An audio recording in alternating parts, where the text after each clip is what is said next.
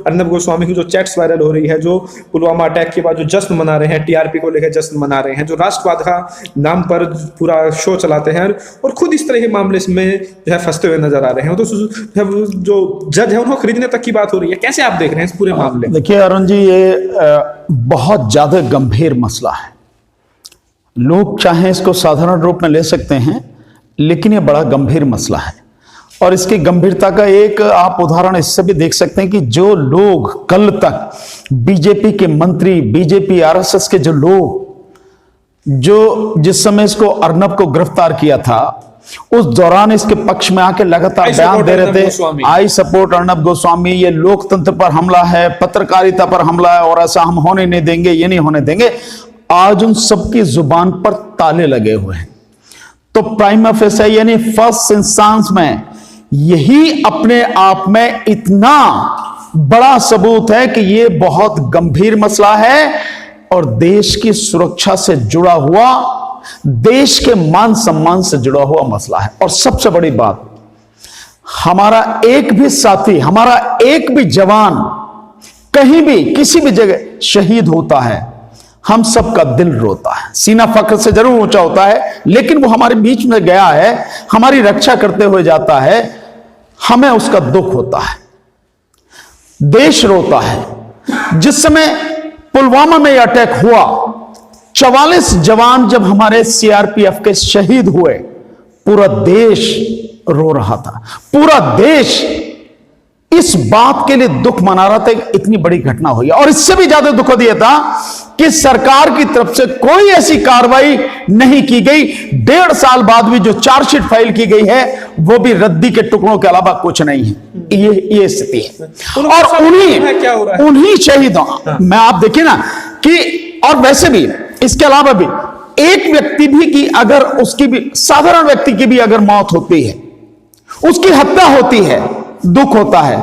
यहां तो 44 जवान शहीद हो गए और उनके शहादत पर एक मीडिया का व्यक्ति जो अपने आप को बड़ा देशभक्त कहता है, जो सरकार के इतना करीब है, प्रधानमंत्री के इतना करीब है, पीएमओ के इतना करीब है, वो व्यक्ति जश्न मना रहा है, जश्न मनाने की बात कह रहा है कि मतलब विल लाइक क्रेजी। मतलब आपको ये हमला इस तरह अपनी जीत देख रहा है, निश्चित रूप से अटैक जीत देख रहा है। तो क्या यह माना जाए कि वाकई में इसके पीछे सोची समझी कोई प्लानिंग थी कि पहले ये किया जाए और फिर वो किया जाए, आपका जो है उसके हवाई हमले की जो बात थी, क्या ये दोनों कहीं ना कहीं आपस में कोई एक साजिश थी?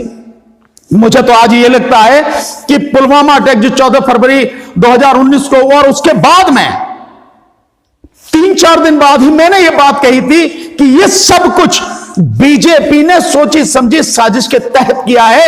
ये बीजेपी द्वारा कराया गया हमला है ताकि इलेक्शन में उसको जो है इसका लाभ मिल सके। और अगर देखी जाए ये सारी बात, तो ये तो उसी बात को सिद्ध कर रही है जब वो कहता है कि इसका मतलब इलेक्शन में स्वीप करेंगे। जो उसके बाद में हमला हुआ है 28 तारीख को, वो तो यही सारी चीजें सिद्ध कर रहा है। जो अर्नब गोस्वामी के साथ में उसकी बातचीत है और उसको जो चैट है, वो यही कर रहा। तो इससे ज्यादा और दुखद क्या होगा? और मैं ये कह सकता हूं कि ये देशभक्ति की आड़ में मैं समझता हूं इस देशद्रोह ये लोग कर रहे हैं। ये भेड़िए की खाल में छुपे हुए जो है ना, बहुत ही खतरनाक लोग हैं। ये भेड़ की खाल में भेड़िए हैं, ये इस तरह से कहा जा सकता है। ऐसे लोग हैं जो जवानों की शहादत पर जश्न मनाते हैं। और टीआरपी, इसका मतलब यह है कि उनकी नजर में किसी इंसान की कोई कीमत नहीं है। इंसान मरे मर जाए, पर उसके मरने से भी उनको अगर टीआरपी मिल जाए, बस ये उसमें खुश हैं, उसमें मस्त हैं। अपनी टीआरपी के लिए किसी की भी बलि चढ़ जाए, उससे इन्हें कोई लेना देना नहीं। ये स्थिति है। आपको क्या लग रहा है सर, क्योंकि जिस तरीके से इंफॉर्मेशन लीक हो रही है, जो इंफॉर्मेशन लीक हो रही है, उसको आप कैसे देख रहे हैं? अगर इस तरह से इंफॉर्मेशन लीक हो रही है तो राष्ट्रीय सुरक्षा के लिए बहुत बड़ा खतरा है। अरुण जी, इसमें तो कोई बात रही नहीं गई। देखिए बालाकोट में क्या होने जा रहा है, एयर स्ट्राइक हो रही है और उसको मालूम है, वो मालूम है कि इससे बड़ा कुछ होने जा रहा है, उसको पहले से ही सूचना है और वो उस बात को एक व्यक्ति को बता भी रहा है। मतलब अगर मान लेते कि सूचना आपके पास है, आप अपने पास ही रखे हुए तब भी, लेकिन आप व्हाट्सएप चैट पर वो बात लिख के बता भी रहे हैं कि उससे भी बड़ा कुछ होना। और जिस माध्यम से ये लीक हुई है, उस पर भी सवाल उठता है कि वो कौन लोग हैं जो इस तरह की, जो इतनी सीक्रेट इंफॉर्मेशन है कि पता ही नहीं लगनी चाहिए किसी को भी, उस इंफॉर्मेशन को बिलीव करके इस तरह से माना। ऐसा कोई व्यक्ति हो जो इसका सौदा कर ले, अपने विदेशी ताकत से ही अगर सौदा कर ले वो व्यक्ति, तो स्वाभाविक है हमारे जो जवान हैं, हमारी जो सेना है, उन जवानों की, हमारी सेना की जिंदगी और जो शाख है वो सब धूल में मिल जाएगी।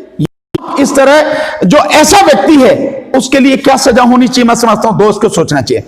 एक बात मैं थोड़ा सा आपको याद दिला, अगर यही बात, यही चैट किसी मुस्लिम समाज के पत्रकार की होती या किसी क्रिश्चियन समाज के पत्रकार की होती, तो यही मेन मीडिया जो आज की तारीख में चुप बैठा है, जिसके मुंह पर ताला लगा है, यही बीजेपी आरएसएस के लोग जो बोल नहीं रहे, जिनके मुंह पे ताला लगा है, सारे के सारे जाके अब तक तो उसे मार दिए होते। नहीं लग रहा है जो है ना, ये किसानों के पास नोटिस भेज रहा है, उनको जो है 3 लोगों के पास नोटिस भेजना चाहिए, वो तो साफ हो गया। सीधी बात है, अर्णब गोस्वामी जैसे लोगों के खिलाफ न केवल नोटिस भेजना चाहिए, उठा के जेल में डाल के, और मैंने पहले भी कहा था कि जेल से बाहर नहीं निकलने चाहिए। ये इतने, इस देश के लिए इतना बड़ा खतरा है ये लोग, इनका बाहर रहना वाकई में देश के मान सम्मान और देश के लोगों की जान के लिए निहायत घातक है। ऐसे लोगों को पकड़ के न केवल देशद्रोह, आप देखें कि जो किसान आंदोलन कर रहे हैं और 55 दिन आज हो रहे हैं, उनमें से किसी भी ने भी शांति व्यवस्था को भंग नहीं किया, किसी ने भी कानून को हाथ में नहीं लिया है, शांतिपूर्वक तरीके से, पूरे व्यवस्थित तरीके से, अनुशासित तरीके से लगातार आंदोलन कर रहे हैं। दुनिया में ऐसा व्यवस्थित, इतना बड़ा, इतना बढ़िया आंदोलन आज तक कभी और कहीं नहीं हुआ जो हमारे देश में इस समय चल रहा है।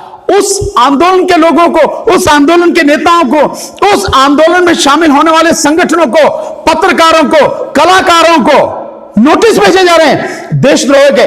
मैंने वो धारा देखी जो एफआईआर नंबर है 40/2020 जो 15 दिसंबर को की गई है, उस धारा जो लगाई गई 120B, 124A, 153B, मतलब आपने क्या क्या मतलब कर रखा है, और साथ में 13, 17, 18, 18B जो यूएपीए एक्ट की हैं, 20 वो यूएपीए एक्ट की, वो धाराएं लगा के, इतनी गंभीर धाराएं लगा के आप उनको नोटिस दे रहे हैं। 160 सेक्शन 160 सीआरपीसी का नोटिस दे रहे हैं आप, उन्हें बुलाओ, उन्हें बताएं भी क्या करें।